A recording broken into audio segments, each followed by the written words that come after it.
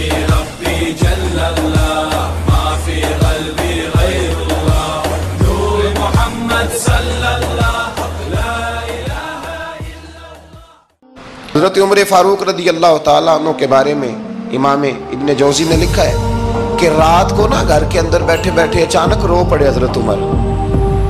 62 سال عمر ہے, خلافت کے آخری ایام چل رہے ہیں, تو رو پڑے ایسے ہی گھر میں بلا وجہ ہی. آپ کی اہلیہ نے, زوجہ نے بیٹے کو اٹھایا, فرمایا پتہ کرو تمہارے باپ کو کیا مسئلہ ہے, کہیں کوئی تکلیف تو نہیں, درد تو نہیں, صاحبزادے آئے. ابا جی کیا بات ہے؟ فرمایا اماں کو بلاؤ. سب لوگ جمع ہو گئے تو جناب عمر فاروق رضی اللہ تعالیٰ عنہ فرمانے لگے کہ بیٹھو میرے ارد گرد. سب بیٹھ گئے تو فرمانے لگے آج جب میں مسجد سے نکلا تھا تو میرے نبی پاک کے سچے صحابہ, سچے رسول کے سچے صحابہ, حضور کے سچے غلام یہ کہہ رہے تھے کہ عمر بڑا ہی اچھا ہے, عدل والا ہے, انصاف والا ہے. تو ابا جی اس میں رونے والی کیا بات ہے؟ تو فرمانے لگے ڈر یہ لگتا ہے کہ باہر تو میں اچھا تھا, کہیں گھر میں تو نہیں کوتاہیاں کرتا رہا. میری بات پہ توجہ کرنا, کہیں گھر میں آپ باتیں سن لیں تو شاید جتنی میں کرتا ہوں دوسرا کاری کوئی نہ سکے, لیکن جب عمل کے راستے پہ ہم نکلتے ہیں تو وہ مسدود ہے, وہ بند ہے. عمل کس نے کرنا ہے؟ آپ کوئی آیت پڑھیں تو یہاں غلطی نکالنے والے 20 لوگ مل جائیں گے, 20 لوگ, لیکن اس آیت پہ عمل کرنے والے کتنے ملیں گے؟ تو حضرت عمر فاروق رو رہے تھے, کہنے لگے کہیں تمہارے حقوق تو نہیں پامال کرتا رہا. تو آپ کی اہلیہ نے جب سنا تو وہ کہنے لگی عمر مجھے تو بڑا پرانا شکوہ ہے, آپ کا جاہ و جلال اتنا تھا میں بات نہیں کر سکی. عمر تم نے سارا دن مسجد میں گزار دیا اور ساری رات نقاب اوڑھ کے مدینے کی گلیوں میں گزار دی, میں تو زندگی کی کوئی خوشی دیکھ ہی نہیں سکی. چاہ تو میرے اندر بھی تھے نا کہ میرا شوہر کچھ گھڑیاں بیٹھتا, کہیں مجھے لے کے جاتا, تو میں تو کچھ نہیں دیکھا, مجھے بڑا شکوہ ہے.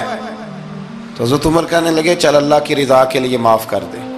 بھئی معافی بیوی سے نہیں مانگی جا رہی, معافی اپنی غلطی کی مانگی جا رہی. یہ سمجھ لیں, بیوی کے لیے تو خامد کا بہت بڑا مقام ہے نا, لیکن یہاں غلطی کس بات کی ہے؟ اپنی کمزوری پر غلطی کا اعتراف کر کے معذرت کا سوال کیا جا رہا ہے. تو حضرت عمر کہنے لگے معاف کر دے. تو اہلیہ کہنے لگی میں نہیں معاف کرتی, میری شرط پوری کریں. فرمایا وہ کیا؟ فرمانے لگی قیامت میں جب اللہ آپ کے لیے جنت کا حکم دے گا تو آپ میری سفارش کریں گے اللہ کی بارگاہ میں؟ سفارش کریں گے کہ یا اللہ مجھے کپڑے دھو کے دیتی تھی, میری عزت کی حفاظت کرتی تھی, میرے بستر کو پاک رکھتی تھی, کہیں گے؟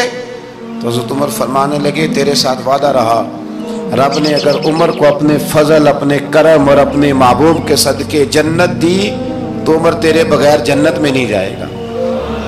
عمل کا رستہ, عمل کا رستہ. دیکھیں نا,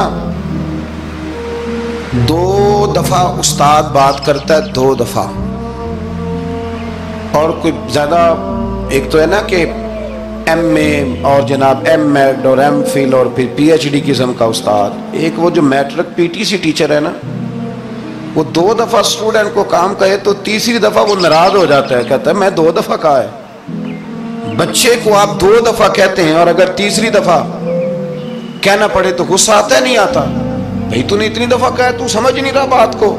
اور اگر اللہ کریم قرآن مجید میں سینکڑوں دفعہ کہے نماز پڑھو, سینکڑوں دفعہ, اور یہ بہانے کر رہا ہے, یہ بھی پروگرام بنا رہا ہے, پھر کہتا ہے میں بے چین رہتا ہوں, میں بے قرار رہتا ہوں. عمل کا رستہ اس کو اختیار کریں, آپ سکون میں رہیں گے.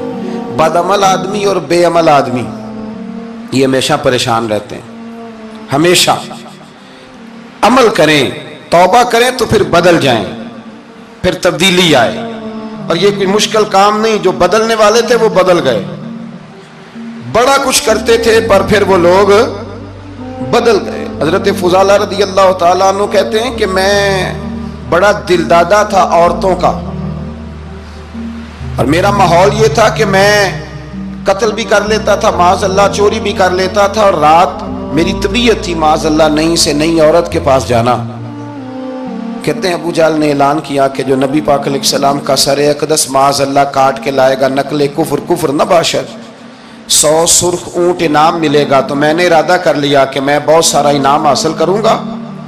قرآن مجید میں نا اللہ فرماتا ہے کہ بہت سارے لوگ ایسے ہیں جنہیں اگر میں رزق میں کشادگی دے دوں, زیادہ پیسے دے دوں, فرمایا باغی ہو جائیں, وہ سرکش ہو جائیں. یہ بہت سارے لوگوں کو جو اللہ تبارک و تعالیٰ اعتدال میں رکھتا ہے تو یہ ان کے لیے بہتر ہے. ہر بندہ دولت کے ہوتے ہوئے نیک ہو سکتا، تو یہ اللہ اگر رکھتا ہے نا اعتدال میں تو شکر کرے اللہ کا، ورنہ تو لوگ عیاشیاں کریں، پتہ نہیں کیا کچھ کر گزرے. تو حضرت فضالہ کہتے ہیں کہ میں نے خنجر تیار کیا اور میں نے بغل میں اس کو چھپایا، اوپر میں نے چادر اوڑھ لی. اب مجھے پتا تھا ظہر کی نماز کے بعد نبی پاک صلی اللہ علیہ وسلم طواف کعبہ کے لیے، بیت اللہ شریف کے طواف کے لیے جاتے ہیں.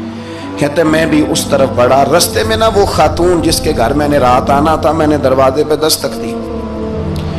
میں نے کہا کہ تیار رہنا، تیار رہنا، آج میں بڑے پیسے لے کے آؤں گا.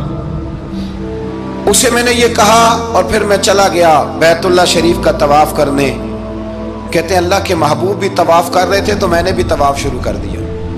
ارادہ یہ تھا کہ جہاں نبی پاک علیہ السلام میرے قریب سے گزریں گے تو موقع پا کر میں حضور کے جسم اقدس پر خنجر کھونپ دوں گا اور معاذ اللہ شہید کر دوں گا. کہتے ہیں حضور ایک دفعہ بھی میرے پاس سے گزرے تو میں ہمت نہ کر سکا، دوسری دفعہ بھی پاس سے گزرے تو میں ہمت نہ کر سکا، تیسری دفعہ بھی گزرے تو میں ہمت. نبی کریم صلی اللہ علیہ وسلم 2-3 دفعہ گزرے تو فرماتے ہیں کہ مجھے موقع نہ ملا، اس لیے کہ حضور فرماتے ہیں اللہ نے روب کے ساتھ میری مدد فرمائی، دشمن پر میرا روب طاری ہو جاتا ہے. فرماتے ہیں جب چکر پورے ہو گئے تو محبوب کریم نہ چھٹے چکر پہ فرمانے لگے فضالہ چکر ایک رہ گیا ہے، بے خبر ہو جو غلاموں سے وہ آقا کیا ہے، ایک پھیرا رہ گیا. کہتے طواف مکمل ہو گیا تو محبوب میرے قریب آئے، فرمایا وہ کام کرتے کیوں نہیں جس کے لیے آئے تھے. میں نے عرض کی یا رسول اللہ کون سا کام، کیسا کام؟ اندر تو چور تھا نا، بانج فقیروں کسے نہیں ماریا اے ہوئی چور اندر دا، اندر چور تھا نا. کہتے ہیں حضور نے مجھے کندھے سے پکڑ کے ہلایا، فرمایا کرتے کیوں نہیں؟ جب حضور نے ہلایا تو وہ خنجر بھی پیروں میں گرا اور میں بھی رسول اللہ کے پیروں میں گر گیا. میں نے کہا حضور مجھے کلمہ پڑھا دیں. کہتے ہیں حضور نے پہلے میرے دل پہ دست مبارک پھیرا، پھر میرے نبی نے مجھے کلمہ پڑھا دیا.